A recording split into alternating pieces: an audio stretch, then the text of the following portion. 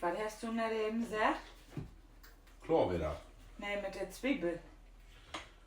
Dass du dir auch mal fein schneiden kannst und nicht so grob klotzen da in die Frikadellen machst. Ja, aber du musst die Zwiebel doch auch gut schmecken. Die schmeckt man auch, wenn die fein schneiden ist. So. Die musst du erst ein Rohkostgemüse noch mit haben.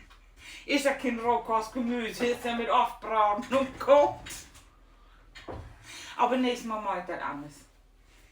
Nächstes Mal Nächstes Mal mal wieder anders, genau. Ja, da Weißt kriegst du, was du... wir nächstes Mal machen? Hm? Ich kann mir genau vorstellen, was du für eine Schlechtigkeit im Kopf hast. Ich hab nooit keine Schlechtigkeiten im Kopf. Nein. Nee. Nein. Lass mich raten. Gemüsezwiebel, extra groben. Ne? Hartpunkt gehacktes. Gemüsezwiebel wird schneiden. Gehacktes wird drum Tomat. Und das brauchst du dann.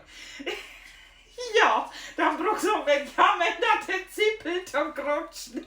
Also ich bin hier mittlerweile echt vegan, die so ist kochen, ne? Oh ja, das ist eine gute Idee. Ja, das habe ich mir dort. Du Schatz, dann bin ich miteten.